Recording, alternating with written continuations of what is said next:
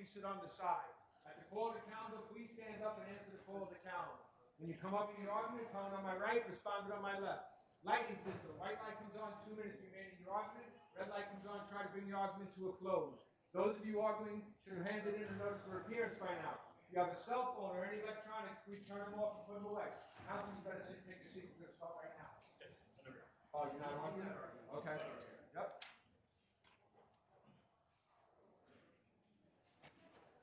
Keep moving, please. Have a seat immediately. Thank you. Take a seat. Take a seat, please. Please rise. The Justice of the Appellate Division, Supreme Court, First Department. Here, no persons having business with the Appellate Division. Join here. Give the attendance, and you shall be heard. Please be seated.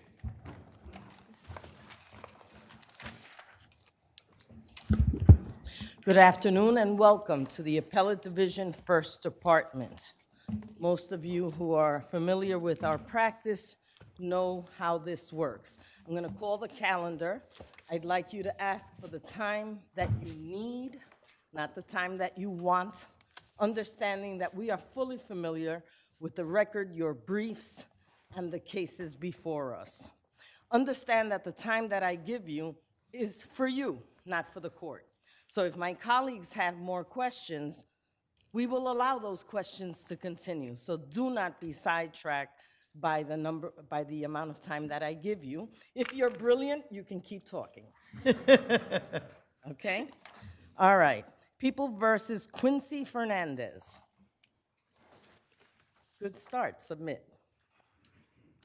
Decock versus New York State Division of Housing and Renewal.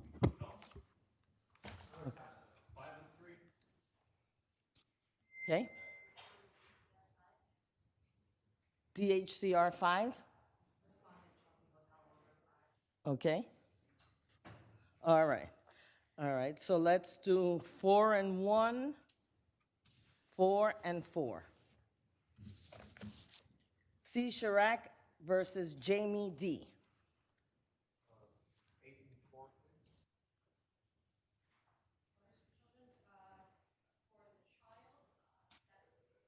Okay. Let's do 4 and 1 and 4.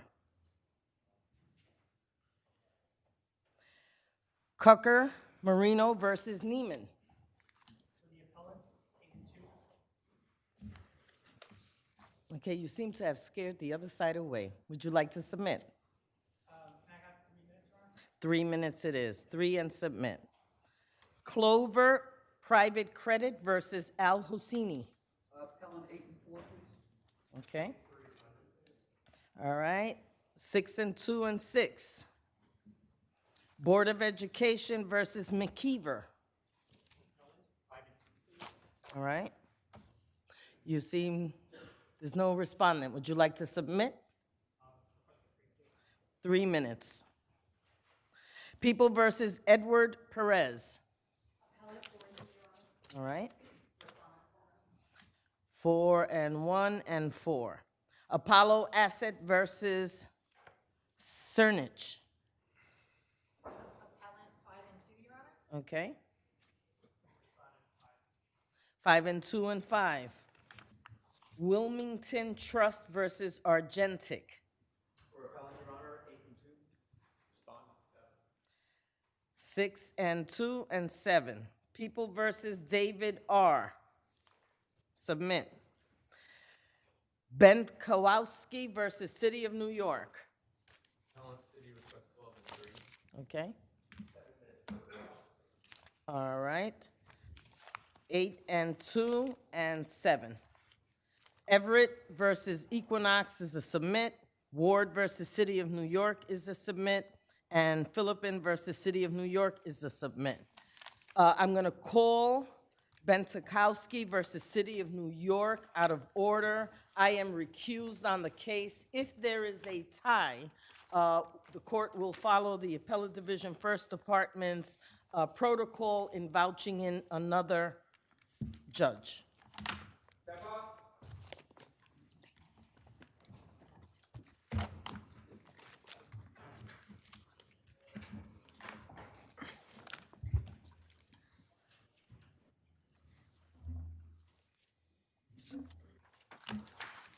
You may proceed. Thank you.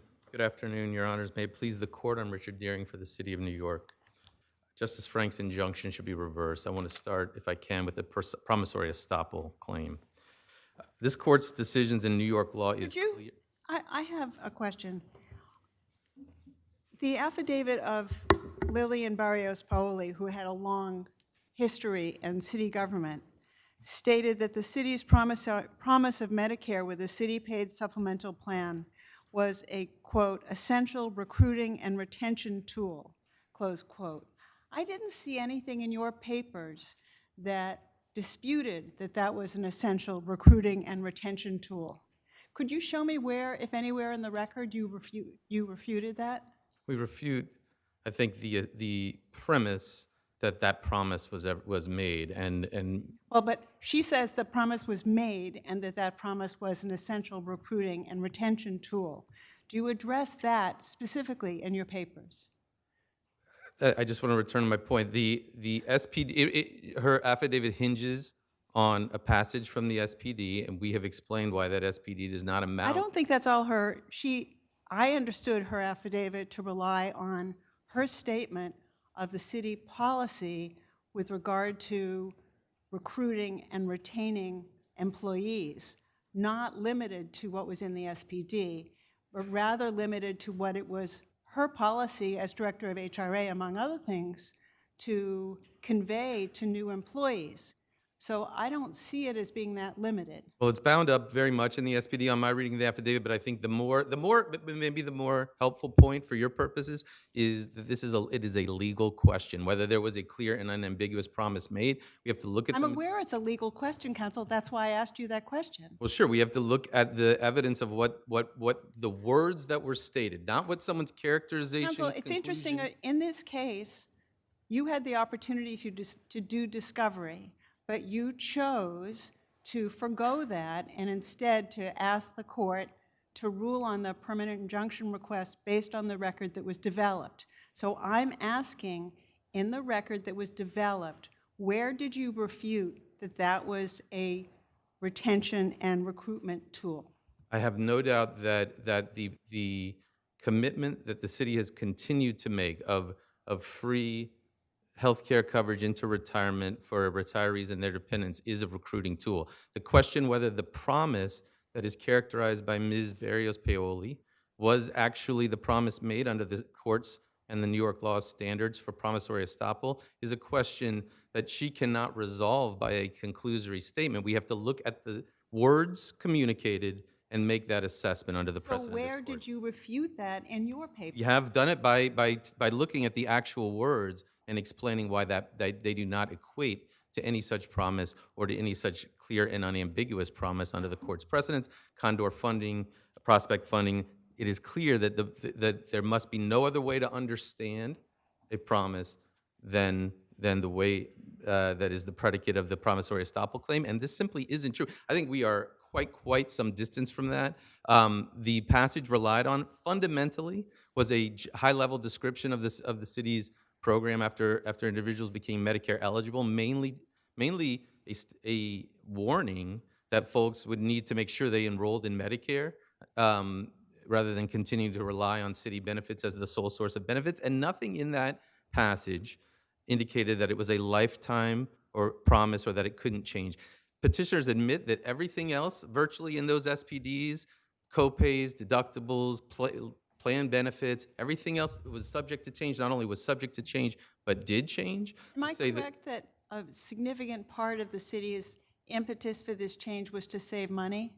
It's to confront a spiraling. I think we all are aware that healthcare costs are spiraling in this country. How do you rebut the statement by the city's independent budget office that putting retirees into Medicare Advantage would not provide the city with actual budgetary savings, as shown in the record? I honestly just don't understand the statement. The fundamental reality of budgeting is that So where did you rebut that in the record? we have shown. Well, I'll put it this way: we have shown that that this move to mirror the existing senior care benefits level through a Medicare Advantage plan will result in annual savings of $500 to $600 million. That, I don't think, is disputed for the purpose of this case. Where will the $500 to $600 million go? Will it go Well, to just, a general operating fund? Will it go to some other earmarked? for some All other our earmarked budgetary purpose? funds are, I don't think it's earmarked. Our funds, our budgetary funds are, these funds are fungible. The reality of budgeting in the city of New York and any other governmental or household or any other budget is that money that is not saved is either results in a cut to some spending that would otherwise occur, or you have to raise new revenue through taxes. And there's nothing different about this situation than any other potential budgetary savings. I do want to draw a specific contrast because I think it's helpful from the kind of language you see in the cases that the petitioners rely on, not even cases applying, mind you, the clear and unambiguous standard of New York law that find a lifetime promise. That's cases like Devlin and Abruscato, where the language said, we will pay for this benefit for the rest of your life, or described it explicitly, quote unquote, as a lifetime benefit. The case of Immerling, upstate New York case that said, we will pay for this benefit until your death. That's the kind of language you see when a promise, what is really a rare promise of lifetime benefits is found by the court, and that's not even applying the clear and unambiguous standard that New York applies to promissory estoppel. And to put a fine point on a recent holding of the Court of Appeals that I think is very important, which is the Donahue case that addressed vesting of retiree health care benefits through the lens of collective bargaining. They said, and of course we are engaged in one of the most sophisticated collective bargaining efforts here in the city of New York. The Municipal Labor Committee, as laid out in Mr. Klinger's amicus brief, has overwhelmingly supported this move. That union doesn't represent retirees, does it? It represents tens of thousands of employees who will be retirees and be retirees soon, and that's very significant. I'm going to be a retiree soon too. But there was no one present at the negotiation who had a current interest in retirees, correct? Absolutely not true. The MLC has, I'll make 2 I'm points. sorry, but they don't have any members who are retirees, right? Well, I think the UFT does have actually a chapter that is composed of retirees.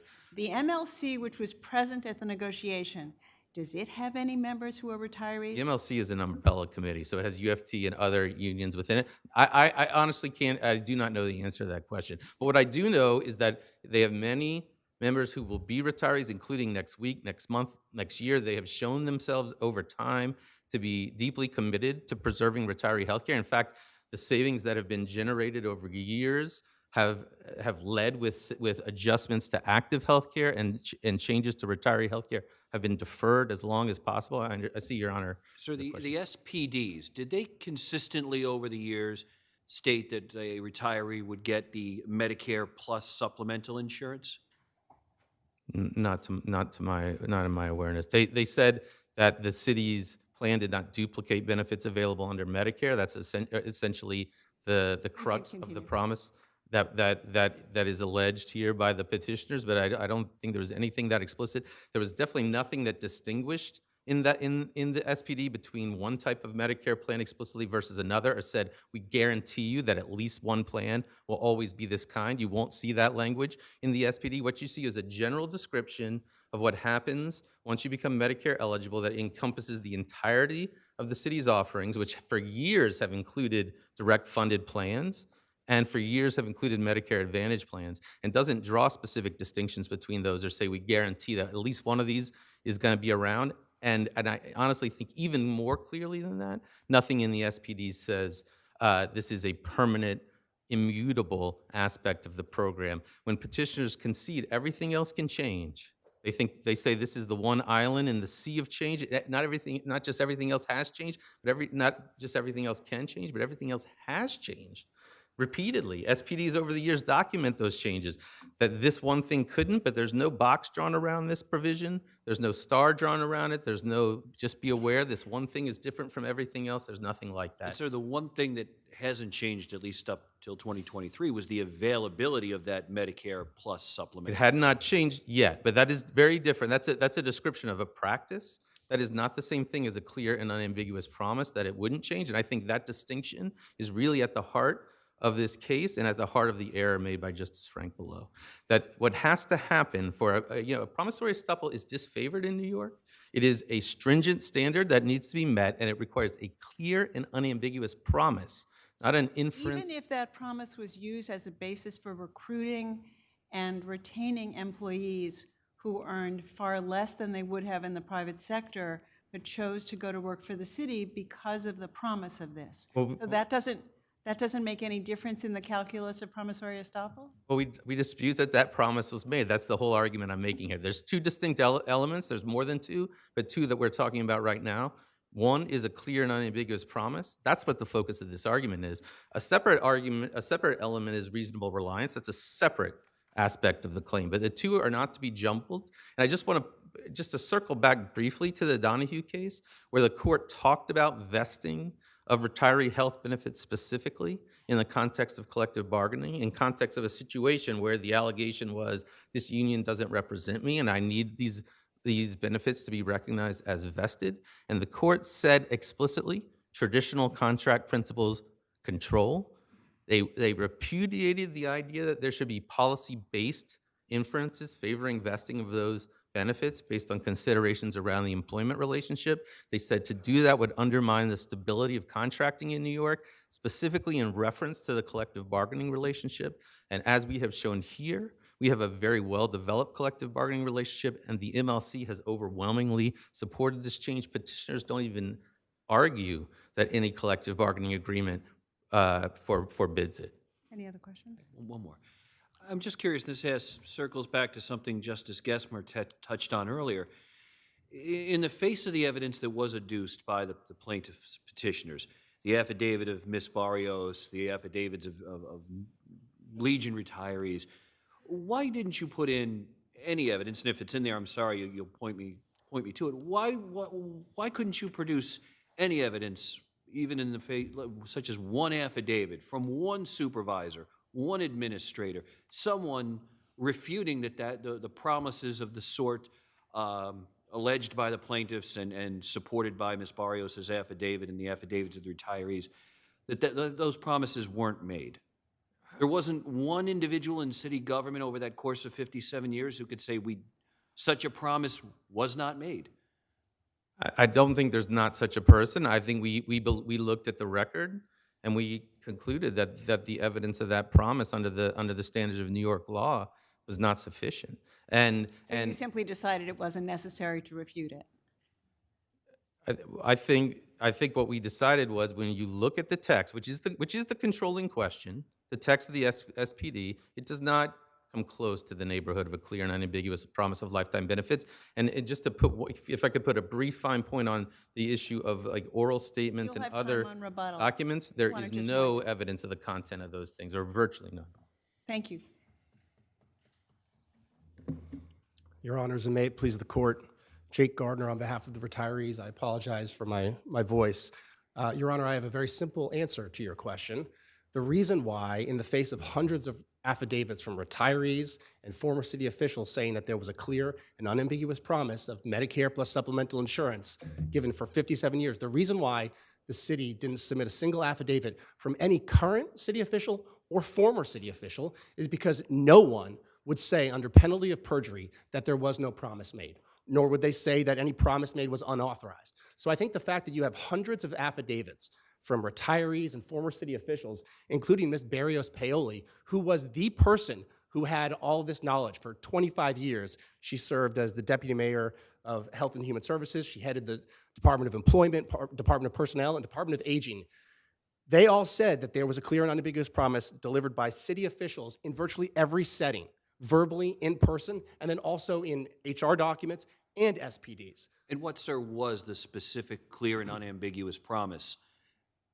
It was very simple. It was, if you spent your career serving the city, when you became Medicare eligible and retired, you would get health care, city-funded health care in the form of Medicare plus supplemental insurance.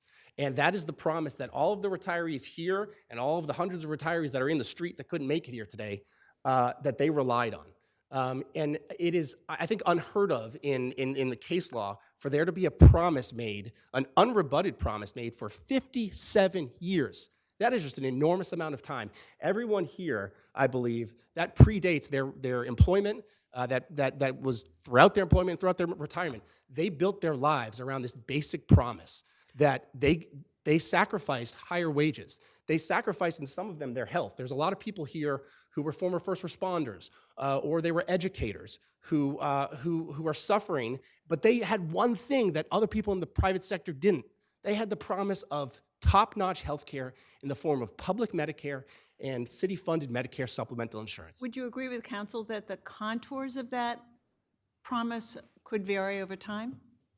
That promise was clear and unambiguous, and was verbatim the same from the 1960s through today. Even though the plans in place It is would have changed over it time? is true. Our position, as much as I think the retirees here love their senior care plan, our position is not that the specific benefits in senior care are frozen in time forever. Senior care is a plan. The benefits it offers are benefits within that plan.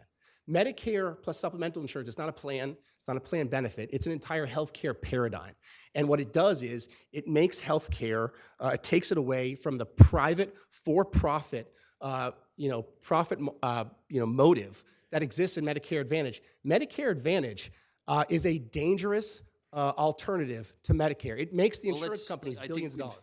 I think what we need to do is stay on point, which is whether there was a basis, and not just a basis for, but an establishment of the elements of the promissory estoppel. Obviously, you could have a very significant policy debate as to the benefits or drawbacks of various plans. On that point, how do you respond to your friend's point in his brief that promissory estoppel is rarely appropriate against a governmental entity? So the scenario where that comes up, where it's disfavored against the government, is a scenario that's very different from here. When that comes up and courts talk about how you don't want to stop the government, it's because the government has to comply with its statutory duties, and you don't want to bind the government from complying with a statutory mandate. So, and in fact, in one of the cases we cite, Brennan, there was a statute that said that police officers who worked in New York had to live in New York, and they had been told that they could live in elsewhere. And normally in that situation, absent injustice, you want to allow the city to enforce the statute, even if someone lower down in city government just wasn't aware that there was a statute that prohibited their promise. Here, there's no statute that says that the city has to force these retirees into Medicare Advantage.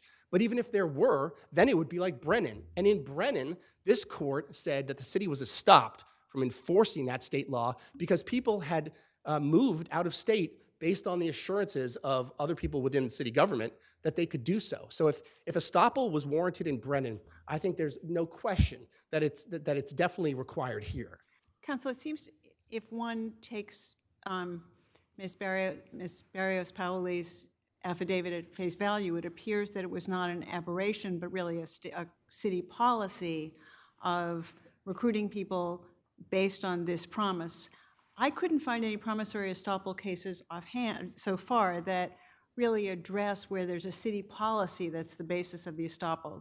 Can you point me to any that do that? I think usually, that would obviously be an extra factor that would militate in favor of enforcing estoppel. I think usually it's you have people working for the city who make a promise, and they're doing so without necessarily some formal policy. Here, one of the many things that distinguishes this case is you actually have a city policy that was enforced for 6 decades that came from the highest levels of city government that said, in order to attract people to work for the city, to risk their lives for the city, we want to make sure that even though they're not getting paid that much, and even though the job might at sometimes be very stressful and very difficult, we're going to make sure that in their retirement, when they're elderly and when they're just disabled, they will get the best health care that we can provide.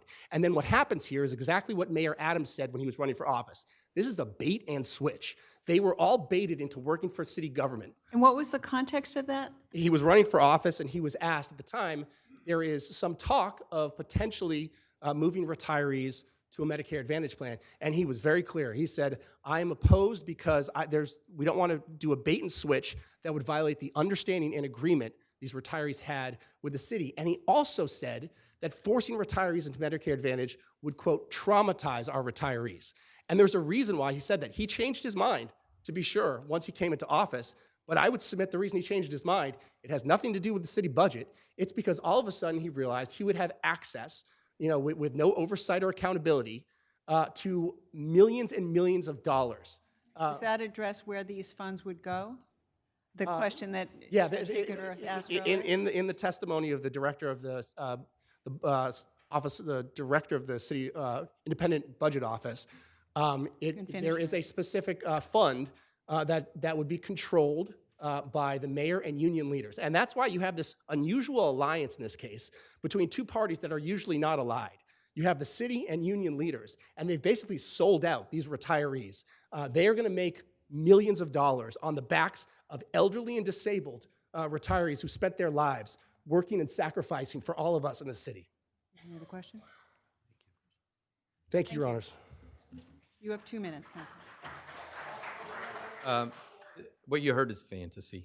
The stabilization fund is not a new thing. The money will go. I want to correct my answer. It is earmarked. It will go to the stabilization fund. It is not a new thing. It has funded benefits for retirees and actives for years. Who has control over that? It is jointly administered by the city and the MLC, but it is not a slush fund. It does not line the pockets of the mayor or anyone else. It provides benefits to employees and retirees like drug rider benefits, chemotherapy and injectable benefits, welfare, orphan and It doesn't go into the general fund. will not go into the general fund, but will fund other It's benefits. funny, I thought earlier you said it did go into the general I fund. said wasn't aware that it was earmarked. I'm trying to correct that answer. That thank it you, I is, appreciate but that is, but that those are.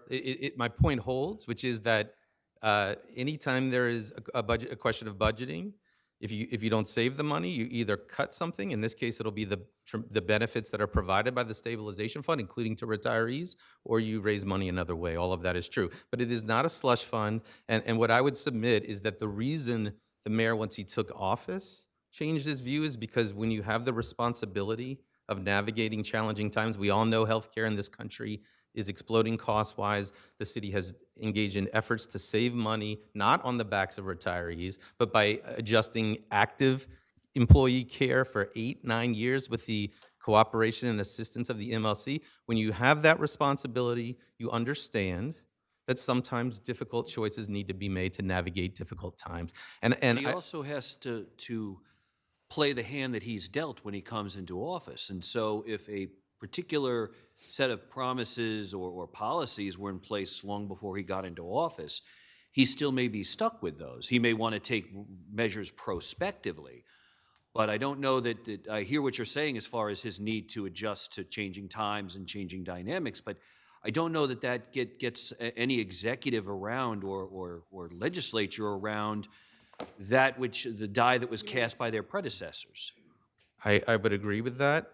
But what I would say what's notably absent from my friend's argument is any grappling with the case law and promissory estoppel. The Devlin case, the Abruscato case, the Immerlin case, where what you see is explicit promises of vesting, lifetime until death, language completely absent here. There's no other case where you have a document where there's an admission that everything else changed, but it's a position that one thing couldn't, and there's nothing in that passage that says here's the one thing that cannot change. And the last thing I'd say, the last major omission, the Donahue versus Cuomo case. It is worth reading that case and reading what the Court of Appeals said just 2 years ago in the context of understanding a collective bargaining agreement and thinking about what that would mean for the promissory estoppel claim that the petitioner. You can rest assured we'll pay attention to that case, Counsel. I understand. Thank you, Your Honors.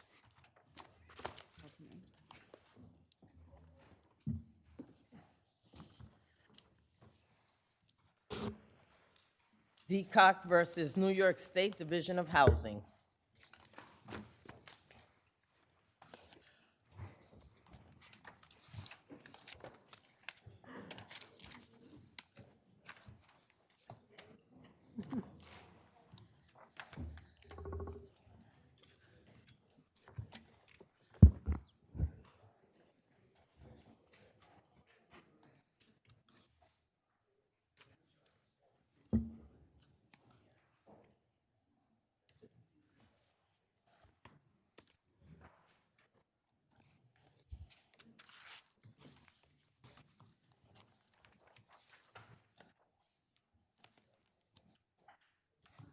Oh, good.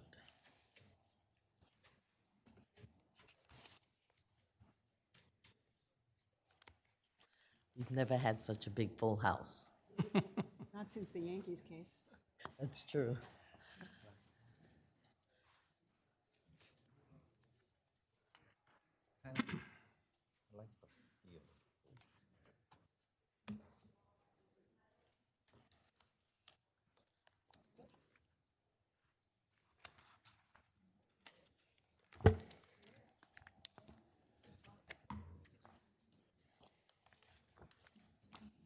She went?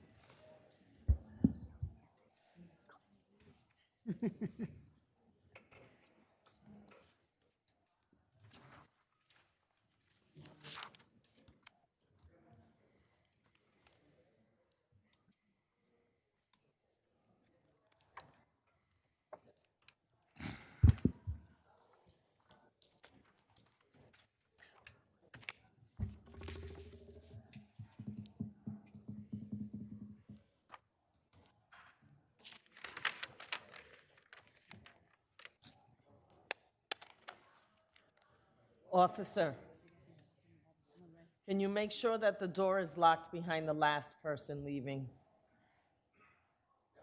Thank you.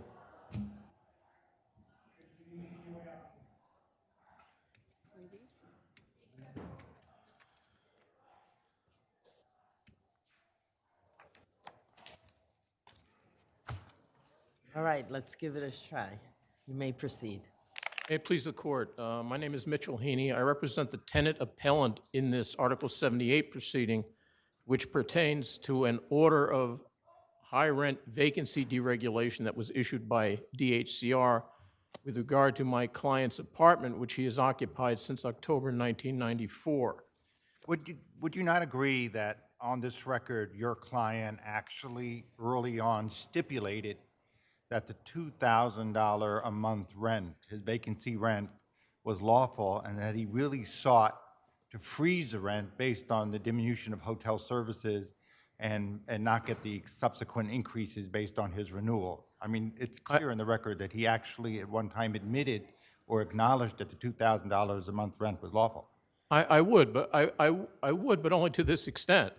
He indicated that for purposes of assessing the overcharges against the landlord at that time, he was willing to use that figure as the Base rent. as the base rent from which it would be calculated. But calculating overcharges is a separate issue from determining coverage. There's no backdoor way into vacancy deregulation through his willingness to have overcharges calculated on that basis.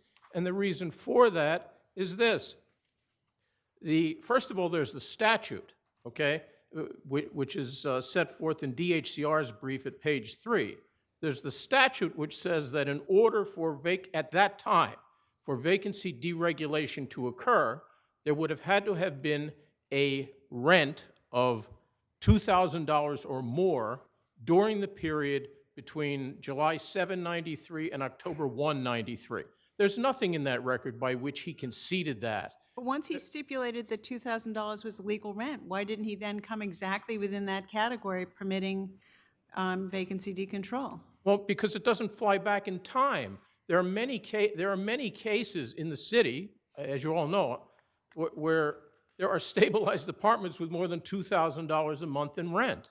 I mean, it would not be unusual. I mean, what he was attempting to do, there was a mom and pop ownership, basically Stanley Bard at the Chelsea Hotel at that time, and he was trying not to take the rent back into the Stone Age in order to cause less harm to Stanley Bard.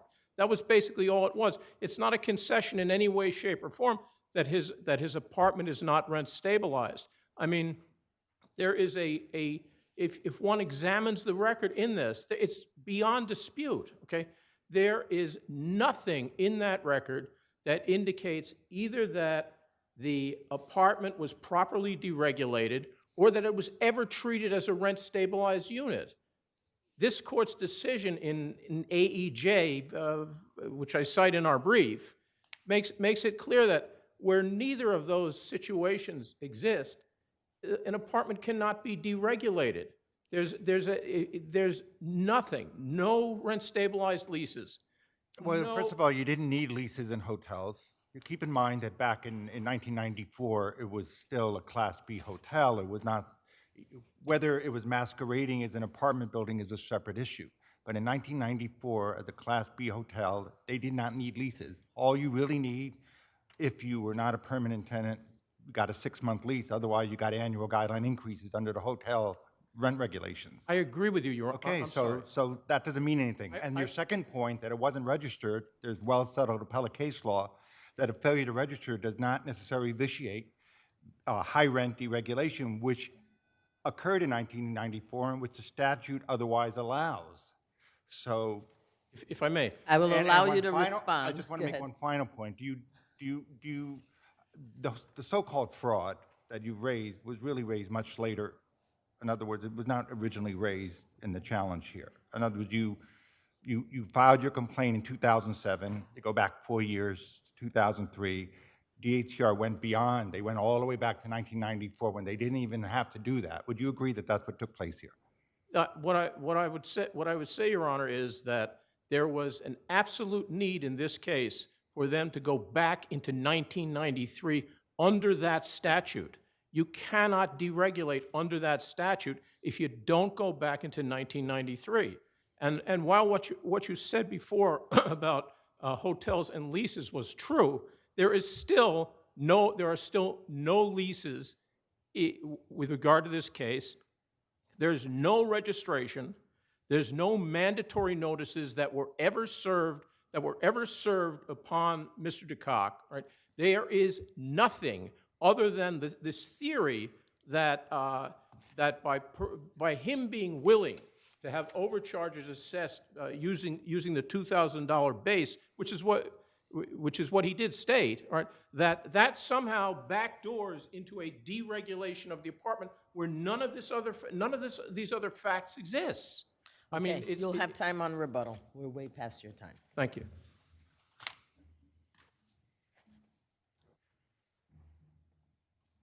You may proceed. May it please the court, my name is Yipan Zhu, representing respondent DHCR. Just as an initial point, New York State case law provides that no real new arguments may be raised upon reply to respondent papers. So accordingly, the appellant's arguments based on the 1993 version of the Rent Regulatory Reform Act should not be considered at this point. Moving on from that, we would, DHCR OCR would note that the I'm motion. going to ask you to bring that mic even closer, Sorry. lower and closer to you. All right, go ahead. It's all right, you have a low voice, that's fine, but the mic will help us. Go ahead. Apologies. No problem. Is this better? Yes. So the motion court correctly found that the DHCR's determination in this matter that the subject apartment was no longer subject to the rent stabilization law was rationally based on the record and was not arbitrary and capricious. The circumstances of the matter indicated that the hotel was vacant on and on at the right amount of time, had a rent that was $2,000, which the appellant had agreed to. And based on based on a decision that the first department had actually made, that the base rent. Is there any reason why the arguments that counsel is articulating now could not have been raised earlier in the last hearing on this issue?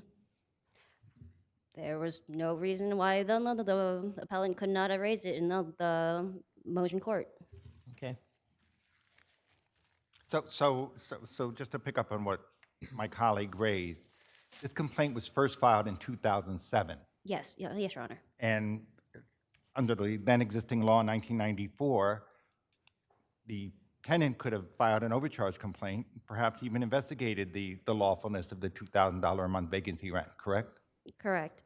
Didn't do it, right? Not until approximately So the window 13 is really years much later. closed on the statute of limitations grounds. In the absence of fraud, there's nothing here predicated on fraud that would require a look back. I believe that GHCR was more than generous in looking Well, beyond they the did 4 look years. back from 2007. They went all the way back to 1994. They didn't even have to do that. Yes, Your Honor. Anything else? If Your Honors have no more questions for me, I'd like the rest of my papers. Okay, thank you. Thank you.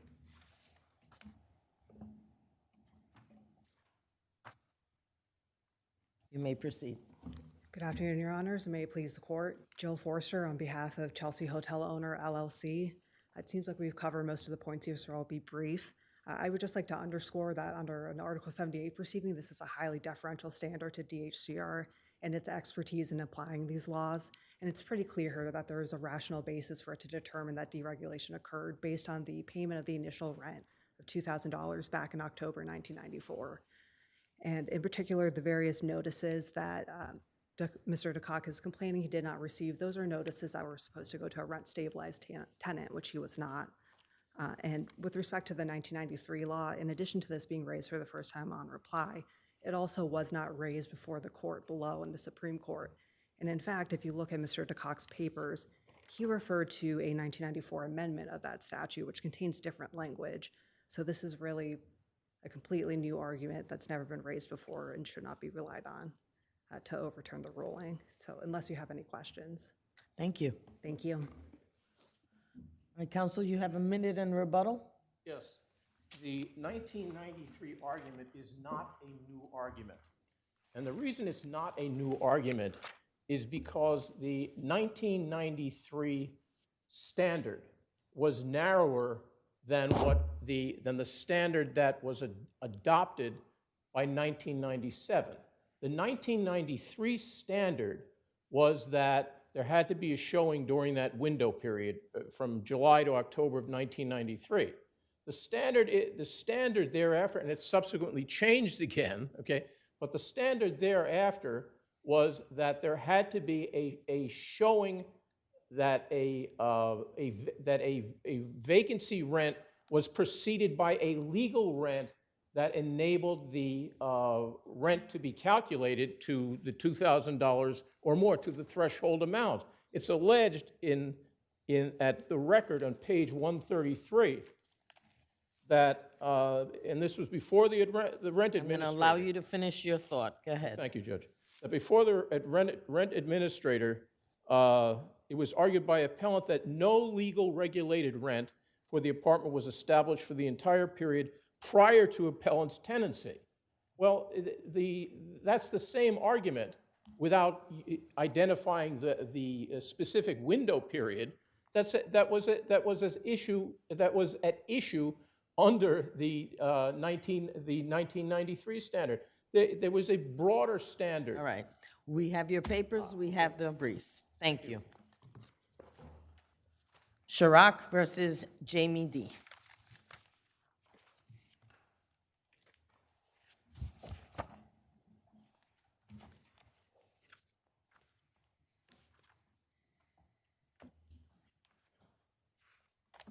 You may proceed.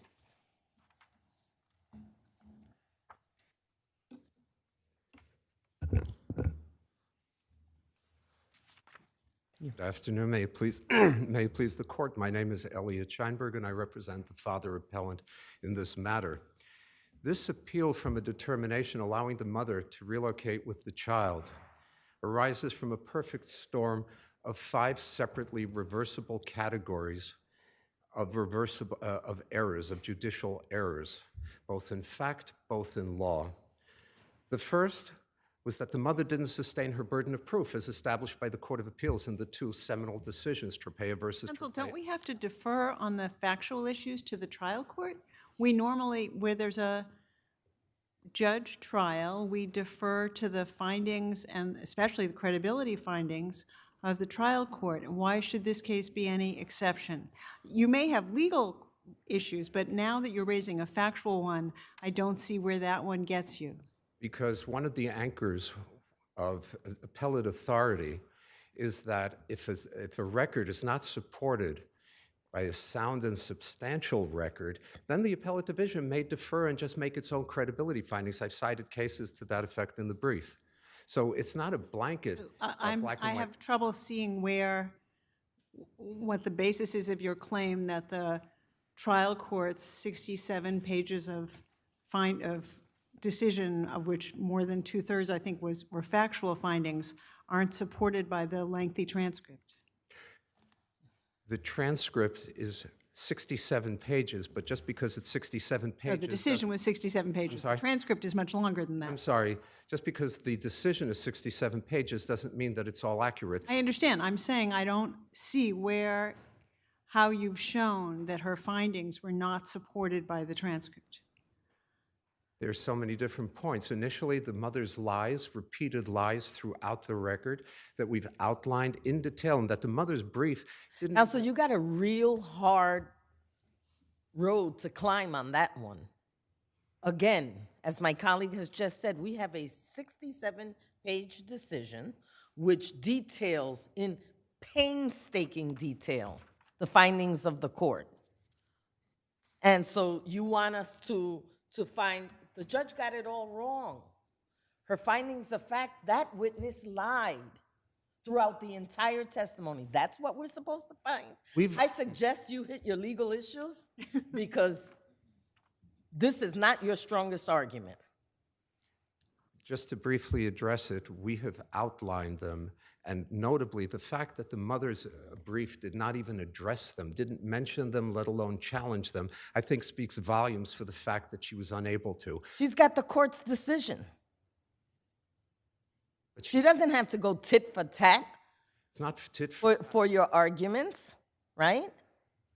They got a decision, a finding by a court, and credibility determination. But if the record does not substantiate or support. All right, let's say we disagree with you. What else do you have? Certainly, there was no question that the court had a bias against the father by 19 staggering, dismissive remarks that indicated that the court had already predetermined the case and said, you know what, your case is not worthy of my time. 19 remarks wherein it said, and I'm quoting now, this isn't the trial of the century, your case isn't the trial of the century. But that's true, counsel. I don't see that that was more dismissive of the father than of the mother. The trial court was very accurate in saying this is a custody case, and that's what it is. And those remarks were targeted exclusively at the father only when the father spoke or tried to make a record, tried to rebut, tried to cross-examine. There's no authority, for instance, that says you can go ahead and limit a party's time for cross-examination to 4 hours only because that's how long the other side took. It depends on the basis of the strength of each party's case. This court didn't even allow the father to mark certain items for identification, which is absolutely unheard of. I mean, this case was absolutely decided by the court from the get-go. Those remarks were at the father and nobody else. The court never made any such remark when the mother was speaking. The mother's racist remarks. Here, let's take this one. Your Honor, you asked me to go with something else. The mother made... And you decided to do that after your light turned off. So you can do that on rebuttal, I'll do it on counsel. rebuttal.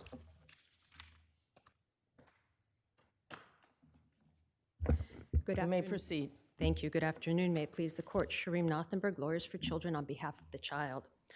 Appellant's theory of this case is that the mother engaged in an elaborate ruse in which she tried to game the court by claiming that her move to Long Island was temporary and that was in fact her plan to remain there and stay with the child long term. Appellant's own briefing, as well as the record, makes clear that she had no such elaborate plan. As appellant himself described, on the day she left appellant's home, she was frantically packing things in garbage bags. And I would propose that a predetermined plan usually involves at least luggage. I think there's also another reason, borne out by the record, as to why she left for Long Island. And that's because she just simply could not afford to rent a place in Manhattan at that time. And in Long Island, she has the support of her maternal relatives, Absolutely. correct? So she goes to Long Island, where she's living with the parents, and increasingly coming back to Manhattan becomes more and more difficult because the expense of litigation is skyrocketing, because they're fighting both on support and on custody.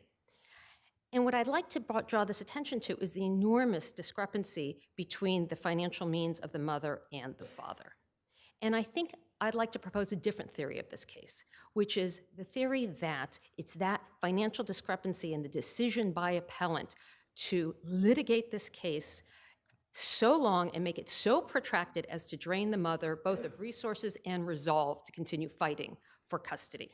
Counsel, isn't it a fact that the child support order was based on the court's imputed income because no paperwork was given, and that the child support order was only $1,000 a month? It was only $1,000 a month. We, as the lawyers for the children, don't actually engage in the support side of things. But what I will make clear to this court is the only explanation for how this case was litigated, it only makes sense if you're trying to drain somebody's finances down, because the amount of time and energy spent driving at issues that were just cul-de-sacs during the trial, the number of rabbit holes that appellant kept on fighting to try to explore, despite the court time and time again saying that's not relevant, was quite mind-boggling. I'm sorry, but along those lines, how do you respond to your friend's point that his client was deprived of a fair trial by virtue of the court's comments and remarks and some of its conduct directed toward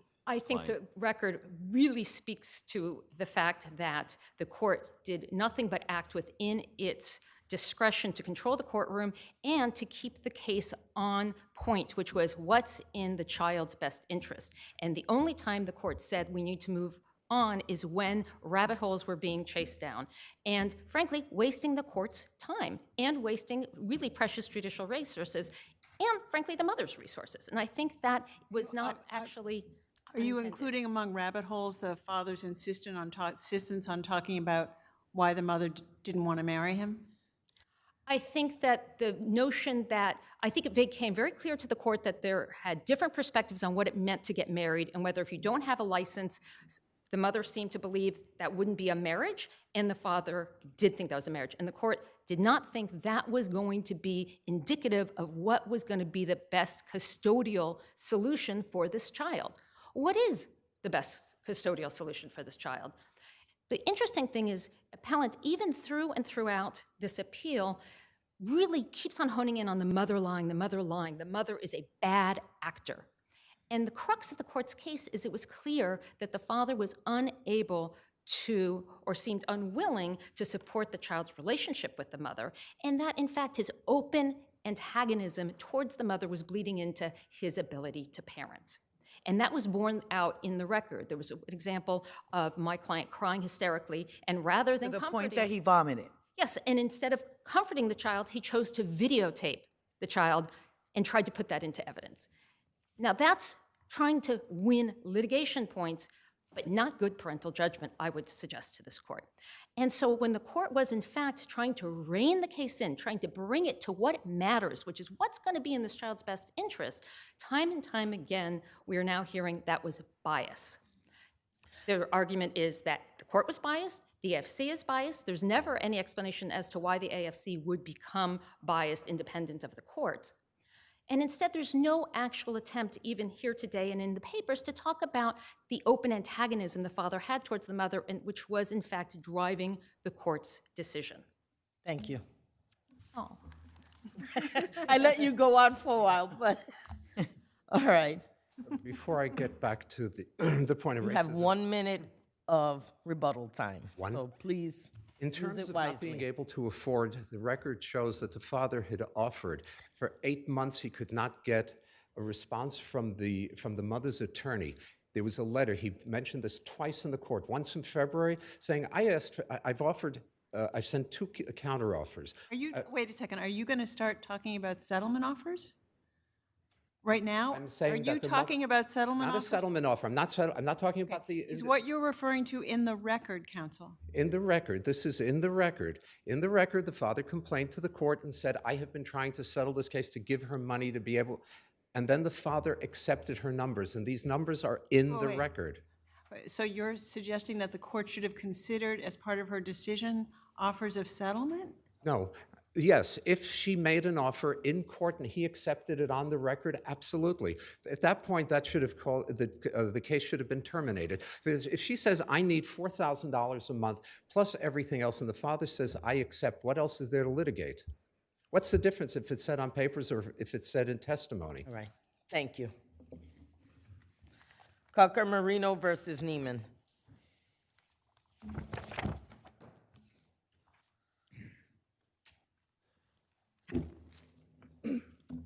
You may proceed. You have 3 minutes. Good afternoon, Your Honors. May it please the court. My name is Benjamin Bendet of Storch Law, the attorney for the appellant. And we respectfully request that the court reverse the lower court, which essentially held that an individual that signs an agreement only on behalf of a corporation is personally liable for the debts arising from that agreement. And I also would like to add that they're trying to confirm an award from which there was no agreement to even arbitrate. Now, it's the lower courts. And all of these issues might have been good issues had your client chosen to actually fight the case. Instead, he defaults. So what do we do with that? We are way past the time of vacature at that point. He's beyond his time. So what do we do with that? He chose not to participate. Just to clarify, when Your Honor asked not to participate, did that mean in the arbitration or in the Counsel, unfortunately, that's not how this works. Understood, okay? understood. So I will clarify. Well, he didn't participate in arbitration, correct? There was no agreement to arbitrate, correct? No, that's his interpretation, but he could have easily taken steps to stay the arbitration, to say you've got the wrong party. He chose to do nothing because he took the position that he was allegedly signing as an agent for the corporation client. Well, first of all, as an employee, and No, but, signed as sir, but, But I'm answering. You're missing the point. I'm answering what my colleague was raising to you, or at least posing this. Do you agree that he chose not to appear at arbitration, correct?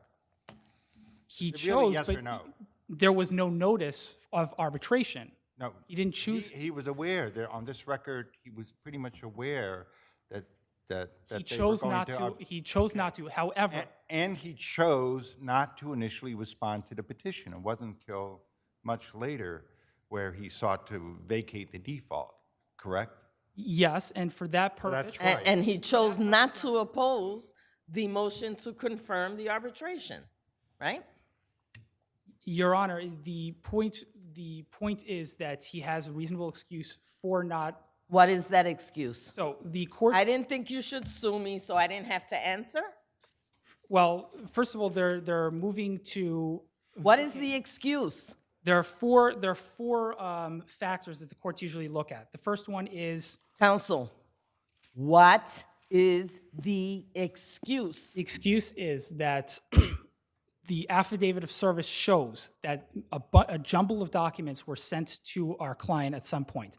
The documents even show in the affidavit of service that there was a notice of petition, but there was also a notice of pendency there as well. What is his excuse for not appearing? I haven't heard an excuse as a matter of law. He was an unrepresented individual who didn't fully understand what was going on. He gets a jumble of papers. But that you were served trusted, to a J9. but I'm sorry, but his client trusted him to sign documents like a contract or retainer agreement with a law firm? I mean, he's active in real estate. He's not an unsophisticated person.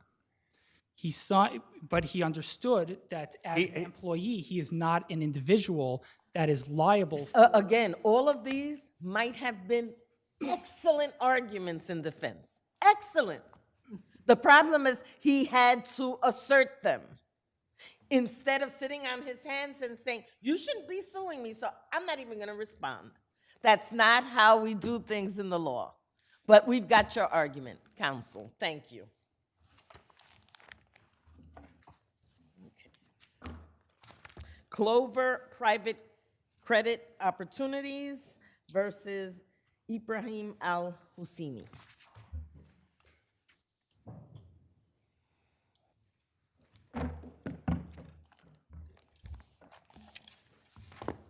Good afternoon, Your Honors. May it please the court. My name is Judd Burstein. I represent the appellants. I think that the starting place in this appeal is at page 41 of the record.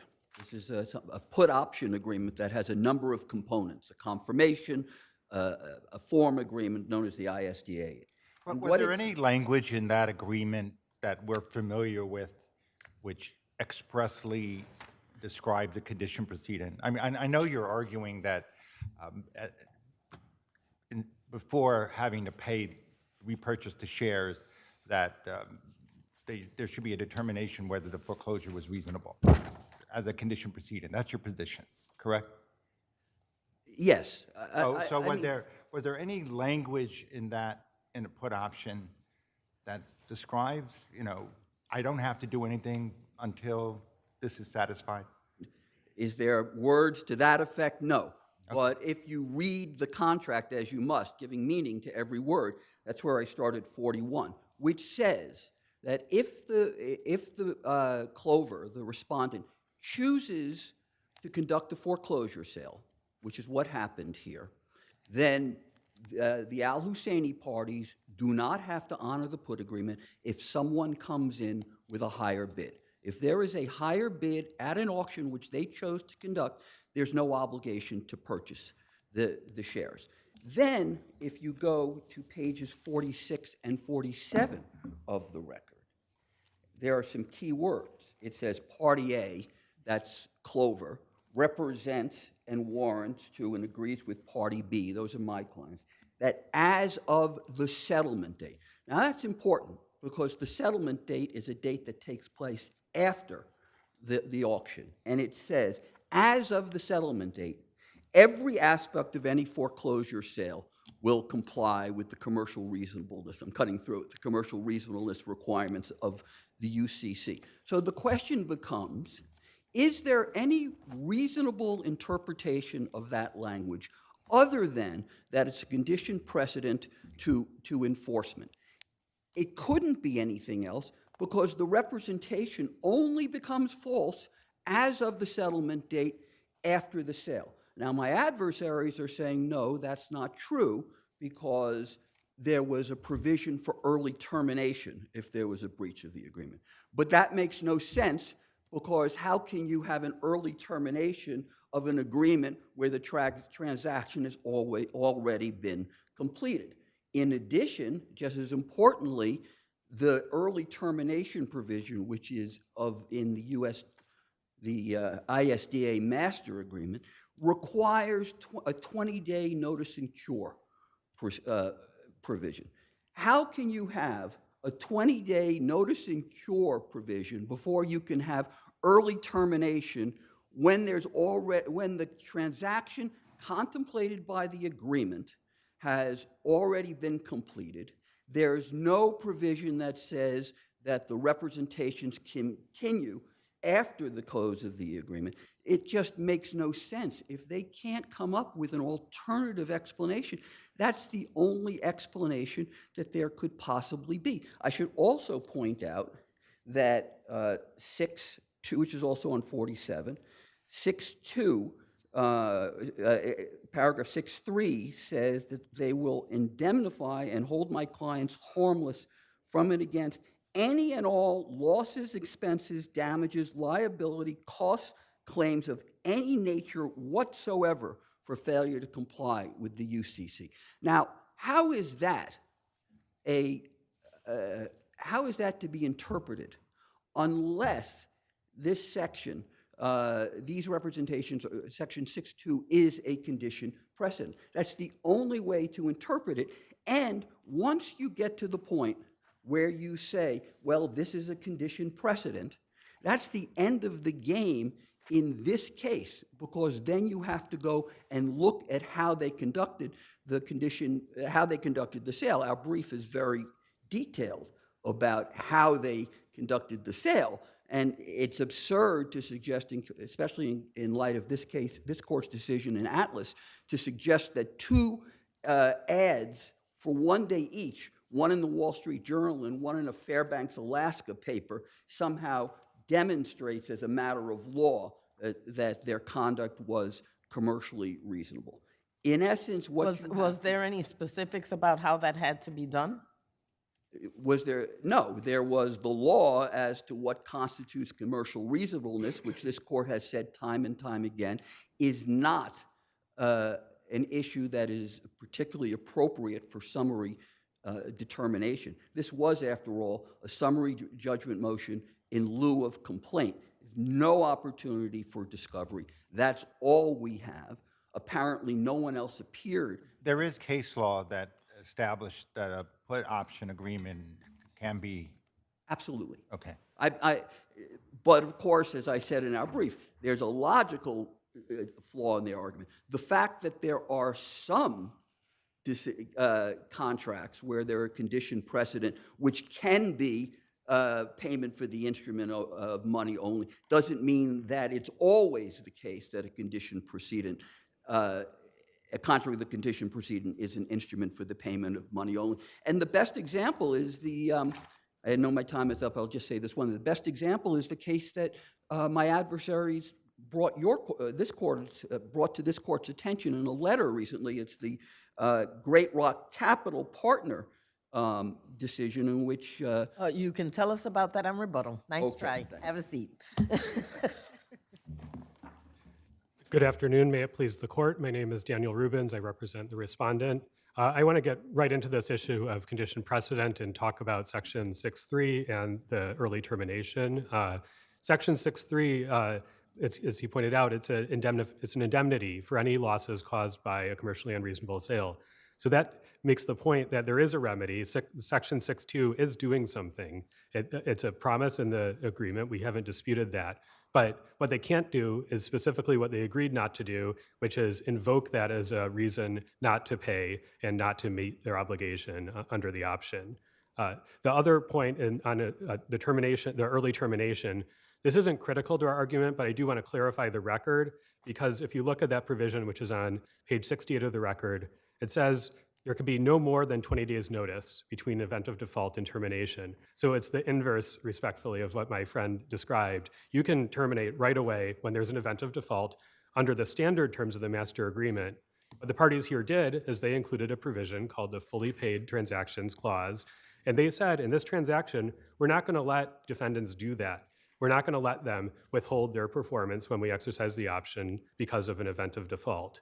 And that makes a lot of sense commercially, if you think about it, because what we did here was we paid a $6.3 million premium. I'll set aside his arguments about the proof on that. But he got a $6.3 million premium on the execution.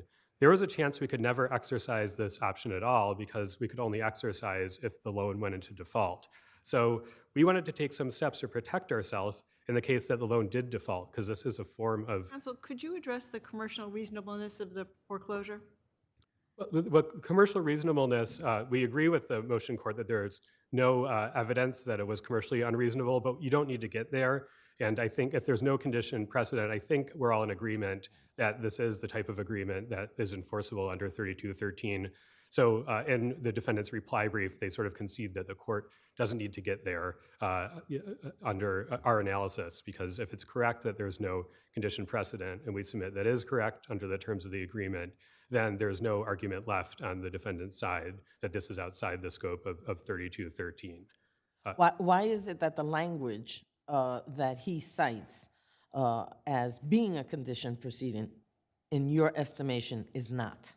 It's because there's nothing, it's a representation, and you need to do more than just point to a representation for it to function as a condition. You need something to tie it to the obligation to perform. So we recognize that under the way these interlocking agreements work, normally when there's a default, that might be an excuse. You're the defendant, we come to them, put the option. They might normally be able to say, you're in default and you can't, so I'm not going to pay. But that's why the fully paid transactions clause is critical, because it specifies there cannot be a Clover event of default that they can invoke. So I think that's really the critical error in their submission. And I do think the Great Rock case we submitted supports this. You need to do something more than point to a contractual term to establish a condition precedent. The whole idea of a condition precedent is whether something in a contract is conditional, performance is conditional on that. New York law disfavors these conditions. They can be implied, but the party saying that there's a condition has to do something to explain how it works that way. And they really haven't. The only arguments that they're making are, well, this Section 6.2 representation would be meaningless, or it would result in overreaching. And I talked about that a bit earlier, why this does make complete policy sense. I would emphasize that the parties here are very sophisticated. The defendant, Mr. El-Husseini, was a director of the company whose stock is at issue. There's interlocking agreements in this loan transaction where he was providing additional support. So there was nothing unreasonable about us taking steps to make sure we were protected in the case that we exercised the option following a default under the loan. And this representation about the commercially reasonable sale. It would be meaningful in a few circumstances, none of which actually is present here. It would be meaningful if we hadn't paid the premium. And just on that, I want to explain, it's very clear, I think, from the moving papers, the premium was paid. A year after this transaction went into effect, he ratified his obligations under the agreement, increased the option price, and then didn't say anything about the non-payment until his submission in this court. So I don't think that's plausible that he didn't get the $6.3 million he was promised as of November 2021. So there's just nothing to support the condition precedent, and absent that, I think it's undisputed this is an instrument of payment money only. The default is undisputed. I will not address the evidentiary submissions unless the court has questions, but it's entirely customary and appropriate to submit a loan agreement, contracts through an attorney affirmation, particularly when the attorney was involved in negotiating the transaction, was copied on the notices, and so forth. So unless the court has further questions, I would urge the court to affirm. I think we're good. Thank you. Just a few points. You have 2 minutes. I'll be quick. Contracts routinely have conditions precedent which don't say condition precedent. There are loan agreements that, purchase agreements that happen all the time where there's a representation that is, as of the close. Counsel, we're very familiar with condition precedents. We deal with them all the time. The question is, how is this a condition precedent? It's a condition precedent because there's no way to read it as of the settlement date. There is no way. Obviously there is, because the other side doesn't agree with but you. he hasn't- And the court didn't agree with you. Well, So the court did- tell me, what is it about that provision? What is the condition that provision requires? That condition requires, among other things, to ensure that if there is going to be a foreclosure, there'll be proceeding there. If there's a sale, that's at R41. If there is to be a sale, that there's an opportunity for someone else to have a higher bid and thereby excuse my client with complying. That is what the provision stands for. They didn't have to do it. Wait. Okay, so a foreclosure is called, right? There's an auction, right? And you're saying they had to make sure that there was someone in the room with a higher number? No, not at all. What are you saying? I'm saying that they had an obligation to conduct the foreclosure sale in a commercially reasonable manner, because if it were conducted in a commercially reasonable manner, there might have been a higher bid. So your argument is that because there was only one ad in the Wall Street Journal and one in the Anchorage paper, that because of that, another buyer who could afford to buy it didn't show up? That's not my argument. And I'm trying to understand what your argument is. That's not the burden. First of all, it's this motion for summary judgment. Their obligation Counsel, was to you know what? Your obligation is to answer my question. I apologize. So that's not my argument. My argument is they had an obligation to conduct a sale in a commercially reasonable manner. Okay. If, in fact, it was not commercially reasonable, then my client's rights under, for example, that one provision which talks about a possible higher bid, if they chose to have a foreclosure,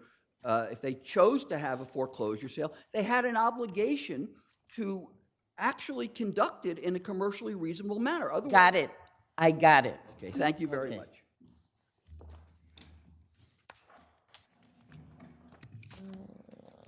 Board of Education versus McKeever.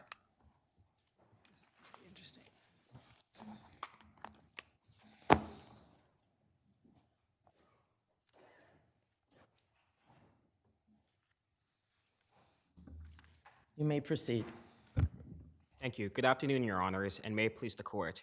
Gregory Ainsley for the appellant Bishmi Allah. The Supreme Court incorrectly vacated the underlying 3020A award for really three main reasons. The first is that the Supreme Court improperly grounded its justification for vacature by reweighing the evidence that was presented at the 3020A hearing. And I believe that this is most blatantly seen with respect to its treatment of the family court decision.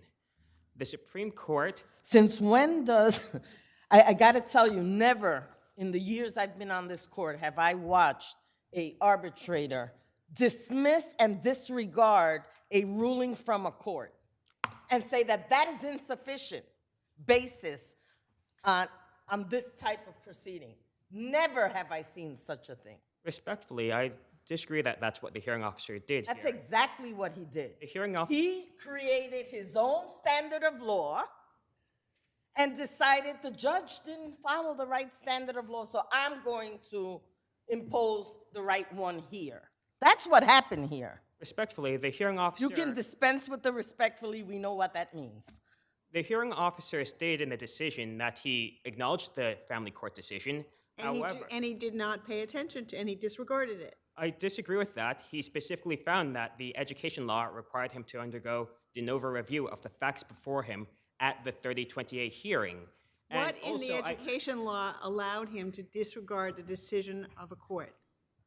I would point out that the hearing officer said he was required under the education law to undergo de novo review, and that has not been something that was challenged by either the Supreme Court or by the board. That was a legally correct Is there position. any precedent for an arbitrator to disregard a decision made by a trial court?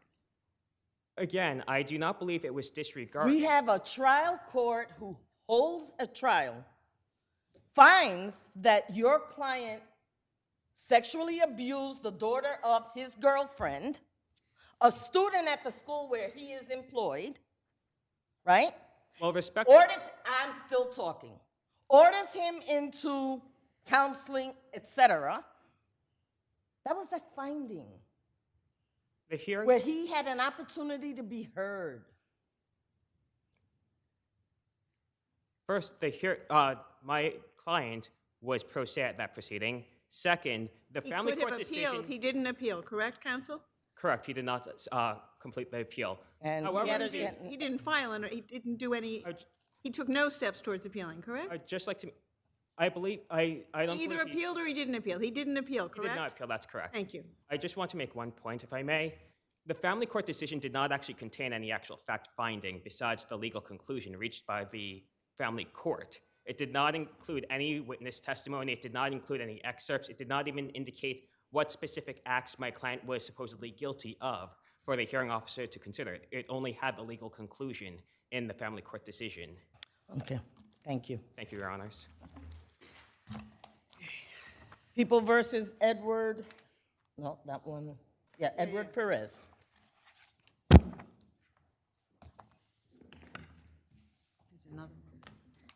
You may proceed.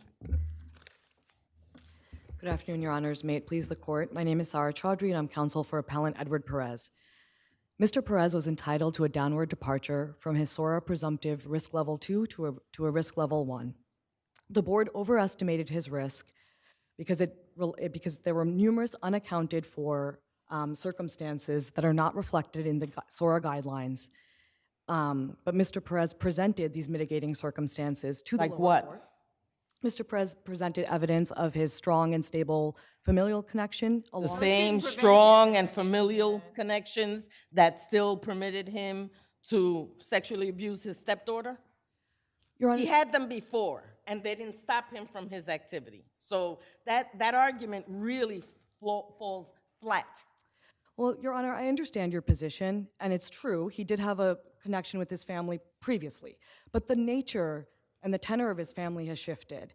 His daughters are grown adults that can help him secure employment and housing. It's not just, does your family love you? Do you have a deep bond? That for sure helps.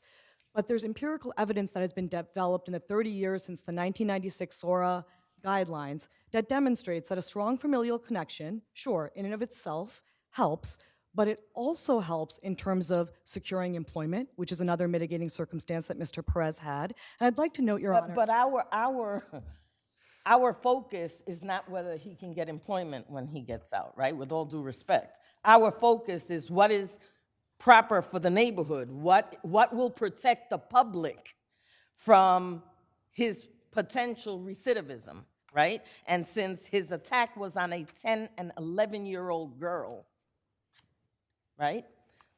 There's a heightened level of concern. I'm sure you would agree. Your Honor, I completely agree with you, and I'm not going to stand here and say to you that this crime was not No, reprehensible. of course. And that when I briefed this, that I didn't think about that woman, that young girl who's now a young woman. Of course. Right. No one is disputing that. Right. But to your point, we have to determine how are we going to best protect the neighborhood, right? And these factors speak to that. If you have a strong family connection, if you have a history of employment, if you've completed sex offender abuse training, you're going to be less likely to reoffend. So we have to take those into consideration, and the guidelines, respectfully, don't take all of that into consideration, or do not give them the importance that they need, because those guidelines, as Justice Convisor has spoken about, Well, are these frozen. assessments are subject to continual review, correct? In other words, he can apply again for a downward modification somewhere down the line, right? Absolutely. There's the Okay, and petitions so under my Sora. point is that it's kind of hard to ask for a downward modification right out of the gate when he hasn't had any time outside, any time to prove that he truly is reformed, is capable of leading a life free of crime, right?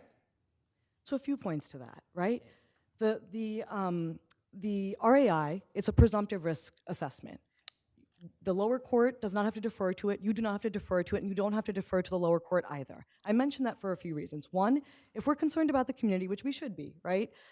Mr. Perez is going to be subject to Sora restrictions. Where he has to live, he's going to be subjected to that. He is going to be subject to the provisions of Sora for the rest of his life because of the designation. What we're just concerned with is now when we're thinking about where to place him, 1, 2, 3, has the court done that accurately? We're not saying this is you get out of jail free, it's over. He spent 10 years in jail. He'll be supervised for the rest of his life. I think that's my... You finish your thought. I don't want to cut you off. Yeah, no, okay. So really the distinction right now in terms of even the consequence or the effect would be Mr. Perez would be subject to internet registration as a level 2, which has also been linked to a lot of negative outcomes that actually place the community in more risk. Because how does more stringent reporting place the community at more risk? That seems counterintuitive. I agree with you. It does seem counterintuitive, but in fact, those kinds of registrations can be counterproductive, and it's because it will be difficult for someone to actually acclimate into a community, get a job, those kinds of things which, for better or for worse, people are coming out and we're all in the community together, right? So we're really just looking at what's the level that is appropriate here, and for this court to think about is, were there mitigating circumstances that were presented that were unaccounted for when the board set its presumptive risk level? And the answer is yes here. All right, thank you. Thank you. May it please the court, Larry Glasser for the people, the respondents in this case. The court below properly denied the defendant's request for a downward departure for 3 reasons. And first of all, respectfully, this court should not even consider the merits of defendant's application, because this court has previously determined that both a strong family situation and the successful completion of sex offender treatment are encompassed by the RAI. So the defendants failed to meet even Galati step 1 of showing something not appropriately. But couldn't there be a change in the family situation that would justify consideration of that factor? There could be down the road. And again, and I think this is... Well, he's claiming that there was a change in the family situation because his children are now young adults who could advise him wisely. That is what he's saying, but I mean, not only is that somewhat future-looking and aspirational, he's talking about what possibly could happen in the future.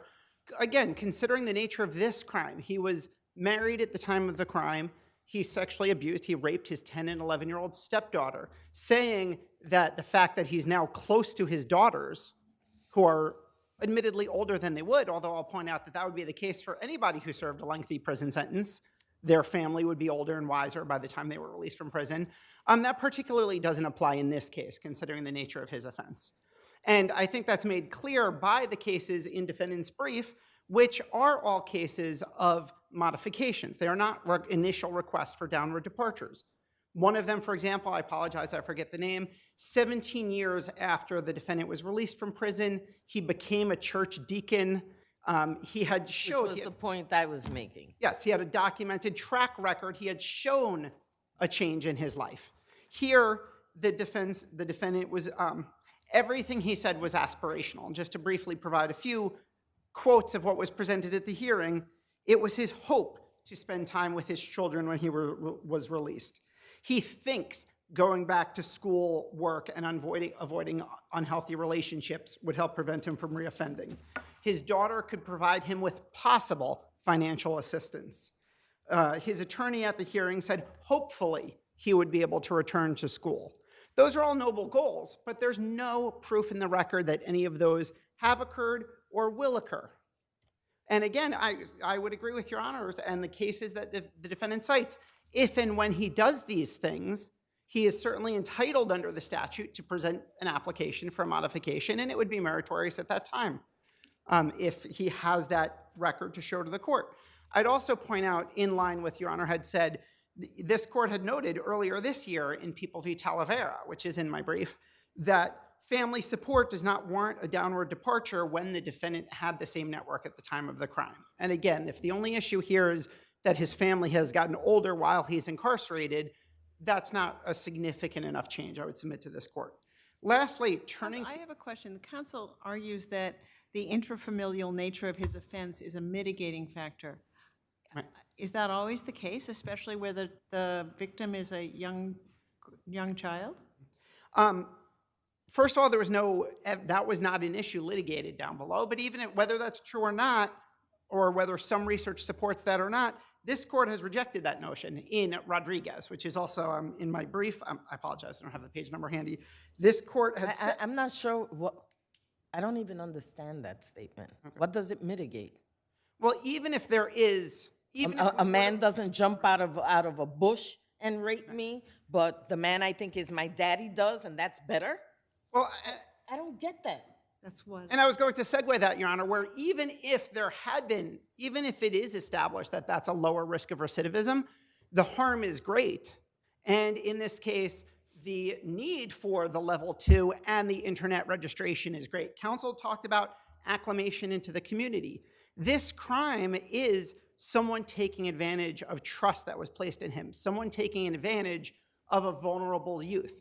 This defendant will be in the community, meeting people, acclimating into the community, perhaps dating women again, perhaps with children. The community should know of his history. Thank you. Thank you, Your Honors.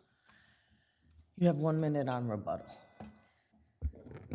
Okay, so I just wanted to respond to my opponent's assertion, most of his assertions regarding the aspirational or the alleged aspirational nature of what happened at the Sora hearing. Evidence was submitted at the Sora hearing. These weren't just hopes and dreams. There was evidence of his strong familial network, including his daughters, but also his brother, sister, and a surrogate aunt to his children. There was also evidence of a history of employment and concrete plans to secure employment.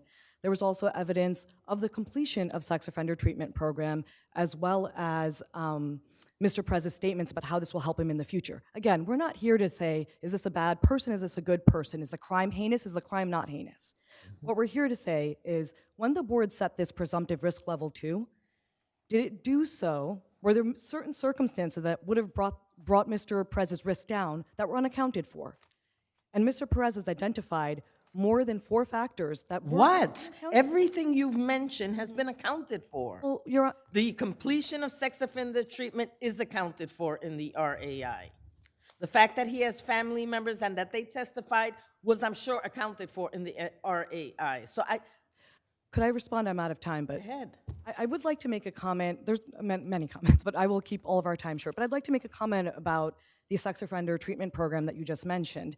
So the guidelines didn't really take into consideration sex offender treatment program. If you look at the guidelines, Factor 12 discusses it purely in the sense of acceptance of responsibility. The summary to Factor 14 states that we considered making a separate category for sex offender treatment program, but the efficacy of that programming is really up in the air. So to the extent there's an exceptional response, you may take that into consideration. However, in the 30 years since these guidelines were created, there has been empirical evidence, 30 years worth, showing that it's not just an exceptional response to treatment that reduces your risk of recidivism. It's the treatment in and of itself. Thank you for your time. Thank you.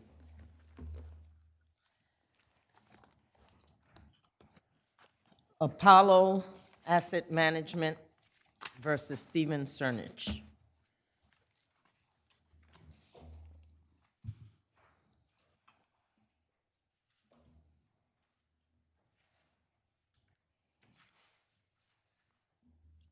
You may proceed. Your Honors, may it please the Court, Lisa Solbakken for appellants Stephen Cernich and Juan Sang.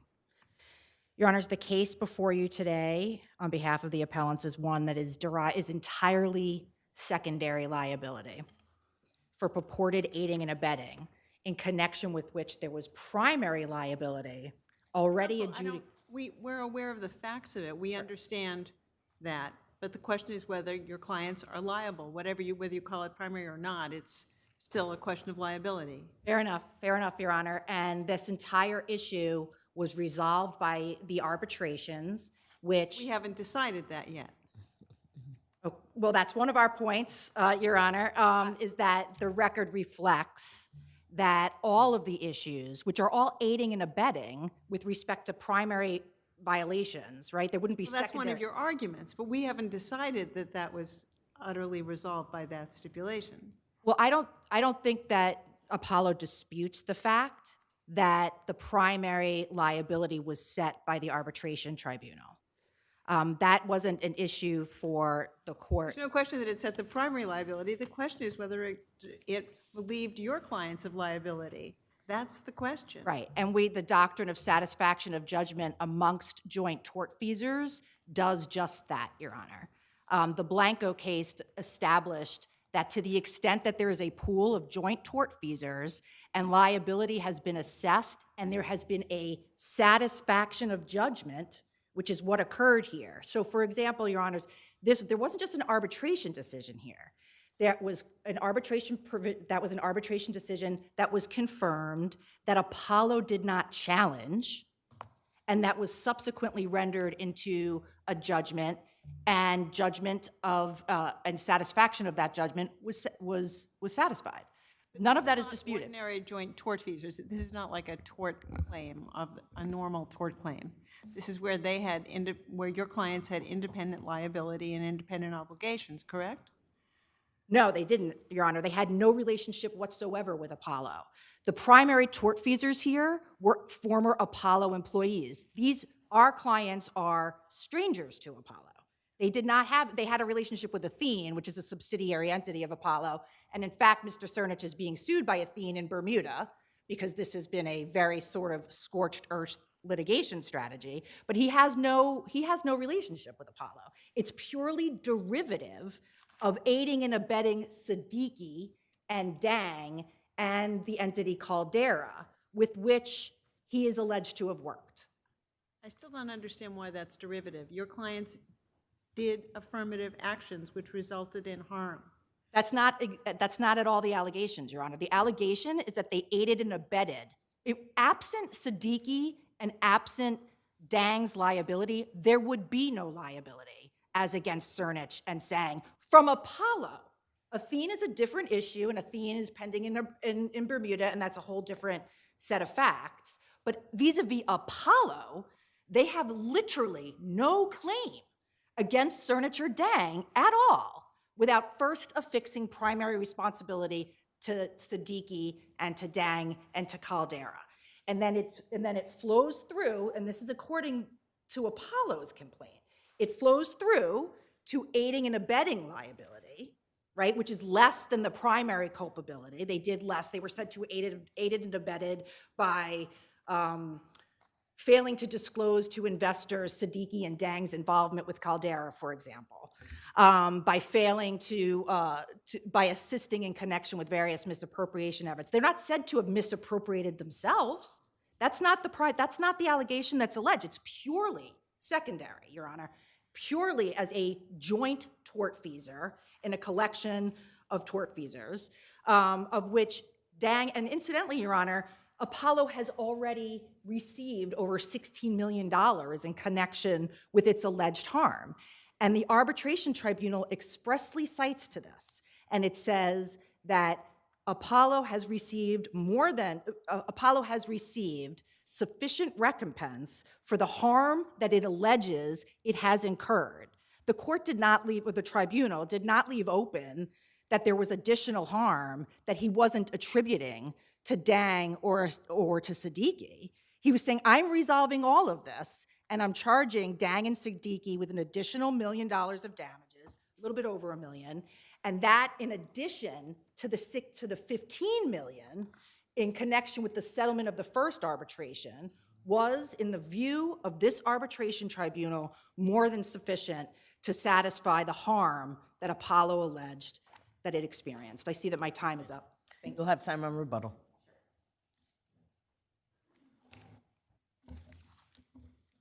You may proceed. Good afternoon, Your Honors. May it please the Court. John Seffick on behalf of respondents. Your Could Honors. you address the issue of whether the arbitration award extinguished any liability on behalf of the defendants before us today? Yes, Your Honors. So the arbitration award did not extinguish liability, and this court already held in a prior ruling that Apollo was not collaterally estopped from pursuing these claims against appellants. This court, on appeal, the specific issues that were noticed at the motion to dismiss stage stated that among the issues to be resolved included whether Apollo's claims seek damages or other relief barred by collateral estoppel and or that are not recoverable as a matter of law. That was what was before this court. We argued before Your Honors, and Your Honors upheld Justice Borach's decision and order, specifically citing that the Supreme Court properly determined that plaintiffs will be permitted to seek, among other things, compensatory damages in the form of recovery of their development costs of confidential information with respect to the aiding and abetting claims. And Your Honors, that's law of the case, it's binding law of the case, as this First Department has held time and again that an appellate court's resolution of an issue on a prior appeal constitutes the law of the case and is binding on the Supreme Court as well as on the appellate court. So Your Honors, this case should proceed to trial. They moved for summary judgment. Justice Borach found that the significant amount of evidence demonstrated that at a bare minimum, that there were issues of fact with respect to the elements of our claims, including, Your Honors, the substantial damages in developing plaintiffs' confidential information. And so, Your Honors, there's nothing to do with respect to that piece of their argument. With respect to the fiduciary duty argument, unless Your Honors have questions on that particular issue. The fiduciary duty piece, Your Honors, we have as I mentioned, we have a fully developed evidentiary record. It establishes that Mr. Siddiqui was a key employee at Apollo with access to Apollo's confidential information and trusted with Apollo's confidential information. We say New York law applies, they say Delaware applies. It doesn't matter. You come down in the same place because there's an independent legal fiduciary duty that an employee or an agent that has access or is entrusted with confidential information owes not to misuse that confidential information for his or her own benefit against his or her employers. And here, the evidence is overwhelming that Mr. Siddiqui, during the last year of his employment at Apollo, misappropriated Apollo's confidential information to Mr. Cernich time and again, and that establishes, we would submit, Your Honors, that there's no disputed fact that he owed and breached a fiduciary duty, which is the first element of our aiding and abetting claim, but at a bare minimum, that there would be issues of fact for trial, so that Justice Borach's decision shouldn't be disturbed on that point. And then the last point for argument is the release. And Your Honors, when we were before this court on the prior appeal, this court held that there was ambiguity with respect to the scope of the release as it applies to Mr. Cernich and Mr. Sang. So we went into discovery, and Apollo produced a corporate representative to testify as to the intent of the parties on the scope of the release. And it's unrebutted testimony that the scope of the release was never intended to apply to Mr. Cernich or Mr. Sang, and that word affiliate was most certainly not intended to apply to co-conspirators. And with respect to the definition of affiliate, even accepting appellant's definition, whether you use Black's Law Dictionary or Webster's Dictionary, when an individual is considered an affiliate, it requires a certain level of control or someone in a subordinate position. And there's nothing in the evidentiary record that appellants have put forward that eliminate issues of fact that Mr. Cernich or Mr. Sang qualify as affiliates at the time that Mr. Siddiqui was signing that release. If Your Honors have no questions, we can rest on our brief. Thank you. Thank you. Your Honors, first of all, as to law of the case only applies to adjudications on the merits. the decisions that was rendered by Justice Borak below and by this court in affirming it was a decision on a motion to dismiss at the pleading stage, which does not constitute law of the case.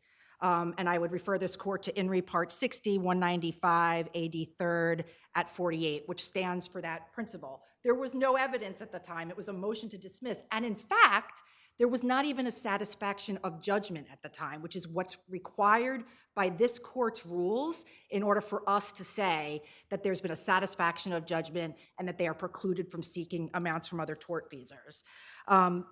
Your Honor, I also want to briefly address, if I could, the development cost issue, because it's a very important one. It is one that this court did find in its decision on the affirming the lower court on the motion to dismiss, that they are allowed to, that they pled a case and that they can pursue potential development costs. What the record now shows after discovery is that Apollo put those development costs to the tribunal, and they are collaterally attacking the tribunal's decision. And I'm going to read into the record.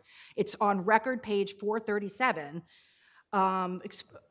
Actually withdrawn. It's actually in the record 376 to 377. Apollo's own expert during the arbitration states there were 3 components to the damages suffered by Apollo. And Apollo's expert then takes the opportunity to say the first of these is, quote, the cost it took to prepare the allegedly misused confidential documents.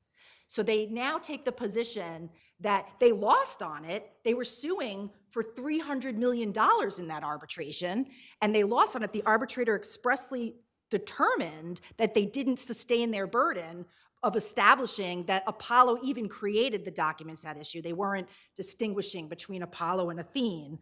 So the court did not award those damages.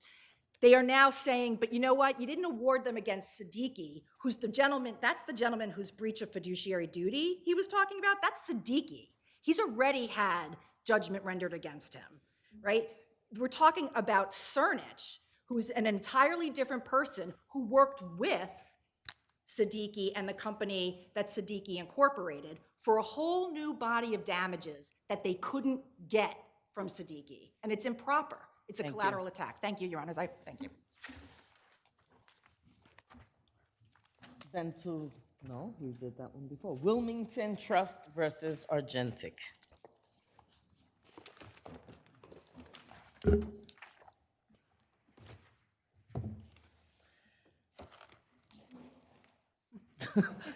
You want to get your water? She wants to get her water bottle.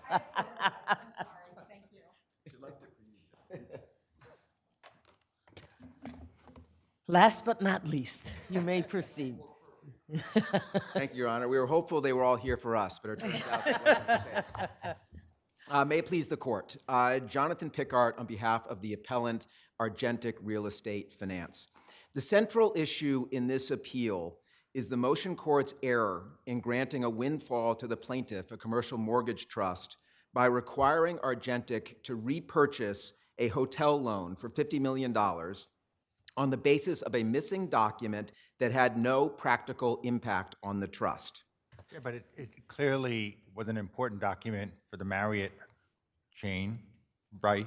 I mean, why is a comfort letter a big deal generally? A comfort letter can be a big deal in certain circumstances. You know, a comfort letter is an agreement that in certain circumstances lets a lender take over a franchise agreement. There are a couple of circumstances that are addressed in the comfort letter.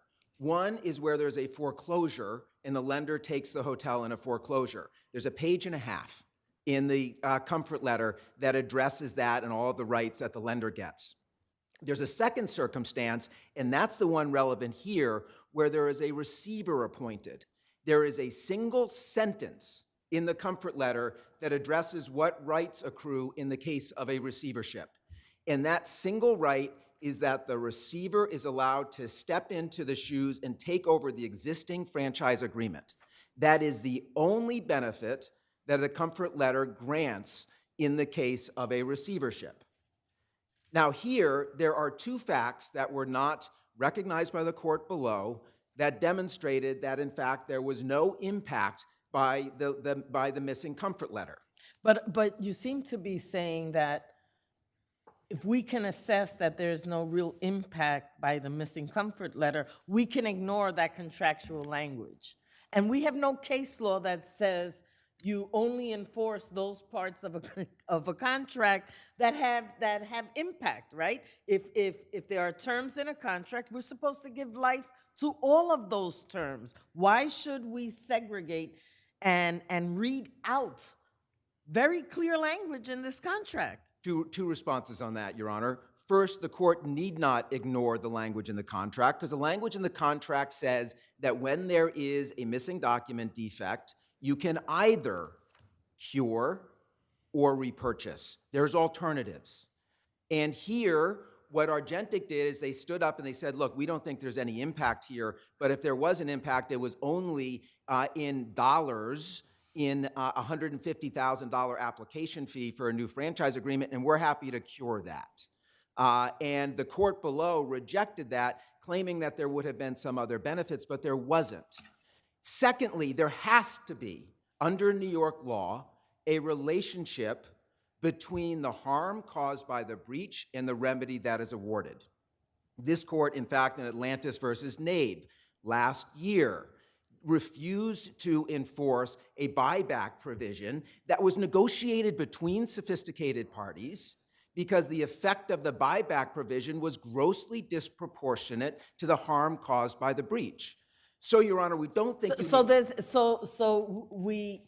look, there's always instances where a court will say that went too far, that's not reasonable, there's no sound reason in business to have made this agreement. That's different. How is that the case here? It is the case, Your Honor, where there is a gross disproportionate between... But except that this, as I understood it, and correct me if I'm wrong, but as I understood it, there were additional benefits that inured to your adversary through this comfort letter and its absence, right? Divested them of protections they had contracted for. Why is that not enough? There were no additional benefits for two reasons, Your Honor. Okay. The first reason is that what the trust did here is they appointed a receiver without telling Marriott, the franchisor. Mm-hmm. That would have been a breach under the comfort letter that terminated it automatically. So the trust took an independent step that disabled its ability to exercise any rights under the agreement. First point. The second point, and this was ignored by the motion court on a credibility But that determination. sounds like, yeah, we breached, but so did you, so it doesn't matter. Yes, that's correct, Your Honor. That's what you're saying. That is correct, Your Honor, because But don't I have to look at the first breach? You do not, Your Honor, where there needs to be a causal relationship between the breach and the harm that was suffered. If the second party breached not knowing whether the comfort letter existed, which was the case here, then there was no harm from the pre-existing breach because they wouldn't have been able to get the benefit of the letter anyway. But there's a second point, Your Honor, and this is an important one. The second point is that the receiver in this case testified, and this is at page 1397 of the record. It's an important page in the record. Say the page again. 1397. 1397. The receiver testified that in every single receivership that he did with Marriott, he had done a half dozen of them, he always negotiated his own new franchise agreement because he needed receiver-specific protections. He couldn't take the pre-existing receiver agreement because it didn't provide the receiver with exclusions for liability and other things that the receiver needed. And he also said in that testimony that that new franchise agreement was always the same regardless of whether there was a comfort letter or not. That is testimony by the receiver saying that in the context of my having been appointed, this comfort letter was not going to make a difference. I was going to need my own agreement. I couldn't take the old one. And The new agreement was going to be the same regardless of whether there was a comfort letter. When this was argued to the trial court called that testimony incredible, a credibility determination at summary judgment. All right. You'll have time on rebuttal.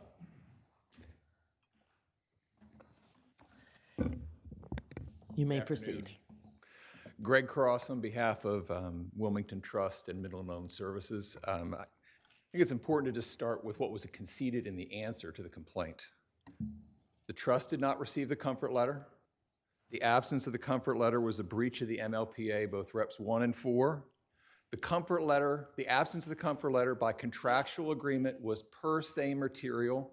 Their own expert testified that it had a materially adverse valuation impact on the loan that the trust held, and that the sole remedy was to pursue a putback claim. That was all admitted in the answer. That's the case. Now, they try and come forward with hypotheticals and what ifs. The argument with respect to the receiver is a completely hypothetical argument. Hypothetically, had we given you a comfort letter that hypothetically had a notice provision in it, and in that context you had appointed a receiver, then you would have been in breach of the hypothetical comfort letter that we didn't give you. That's completely irrelevant. And then we would have a factual dispute with respect to whether or not Marriott would have honored it or your client would have honored it. None of that exists. We know from day one there is no comfort letter. Wells Fargo knew it 2 years before we sent the notice. My client knew it a week before they moved to appoint the receiver. There was no comfort letter. Well, let's hypothesize with them for a second. Let's assume they had the receiver had the comfort letter in hand.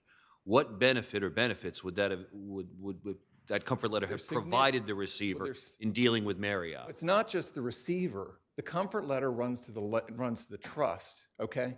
And the comfort letter, in this particular comfort letter, was sweeping. It guaranteed that the trust would never have to pay a property improvement plan. It guaranteed that its seller would never have to pay a property improvement. So that goes to your friend's point about costs, which we could calculate and you could be made whole with respect to those costs. Were there other benefits besides those? You can't be made whole with respect to those benefits. It also guaranteed that you would have a franchise agreement running through 2034. We lost that completely. It guaranteed that we could select any purchaser and that purchaser would receive the benefit of the Marriott comfort letter. All of that is in there. It also guaranteed that there would be no other A-loft in the entire Houston area through 2034. All of that was lost. The receiver, they want to gear it down to, yes, the receiver could have operated, the receiver could have negotiated with Marriott and preserved the trust instrument.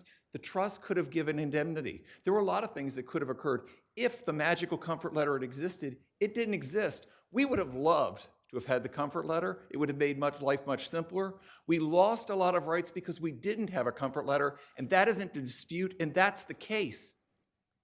They don't have it, and this was a material impact on my client. I want to touch on two other things. I'm not out of time yet. I usually run out of time. I want to make sure he hasn't argued prejudgment. You're talking fast. Go ahead. I usually do. He wants to. They touched on prejudgment interest. I just want to make it clear that this is far from the J.D. Adamo case. It's a financial instrument that accrues principal and interest. There's been no compensation to my client for the time value of money. We should have been paid in 2020. And I was going to start here. The case is moot. They asked you whether or not they should buy back the loan. They mooted that out on January 25th. They refused to pay the judgment.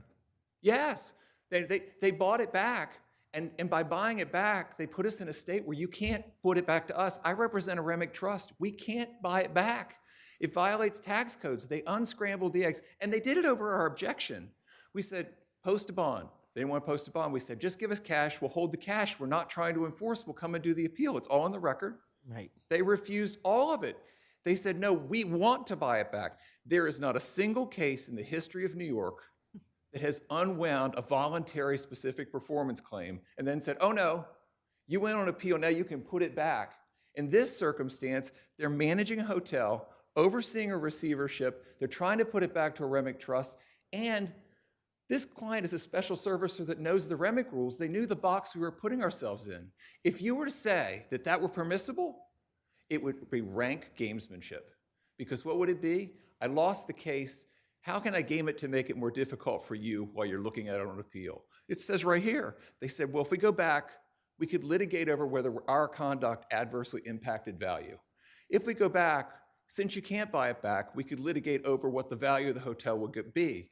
If we go back, we could litigate with the IRS about whether or not you could put it back, and then it wouldn't be an IRS violation. We won. They stipulated with respect to everything that's important to this case, and then having lost, they voluntarily walked in and said, we insist on taking this property back, here's your check. When they took that action, they mooted the case. But if they hadn't mooted the case, I think we win on all the counts, and we're very severely prejudiced by not having the comfort letter. Are there any questions? Nope. I finished early. It's the Thank first you. time. Thank you. In response to Your Honor's question as to what the benefits would have been of the comfort letter, there were a number of things that were identified. I would encourage the court to take a look at the comfort letter. Everything that was identified is in section 4 of the comfort letter, which deals with foreclosure. Why is this not moot? It's not moot because under the Court of Appeals decision in De Silva versus Musso, they recognized that section 5523 of the CPLR allows for restitutionary remedies when a satisfied judgment is modified or reversed on appeal. And my client here actually did satisfy the judgment here for good reasons. The good reasons are it is at a particularly critical moment in the receivership, and it wanted to make sure if it might have economic responsibility for this asset, that the receivership was appropriately managed, and also took that step to foreclose the application of additional post-judgment interest. That is permitted under New York law, under both 5523 and 5015D of the CPLR. Both this court and the trial court are allowed to grant restitutionary remedies when a judgment has been satisfied, and that is exactly what my client did. And so, if this court were to vacate and to remand this case for trial, which it should do in light of the credibility and other improper judgments that were made by the trial court, it would not be a difficult determination for the trial court to figure out the appropriate restitutionary remedy. It does not need to be putting back the loan. This is a financial asset. The loan is a financial asset. It is not difficult to value. Its value is derived from the hotel underlying it. There's appraisals on the hotel, and the hotel is going to be sold in the coming months and is going to crystallize that value. It is very clear as to what the difference is between the $50 million that my client was ordered to pay and the value of the loan that it acquired. That is a very simple restitutionary remedy. It also sidesteps all of the concerns that were raised by my friend about the ability of the trust to take back the loan. Thank you so much. Thank you, Your Honors. And to the law students, I'm glad, and we hope that nothing that happened today derails you from your pursuits.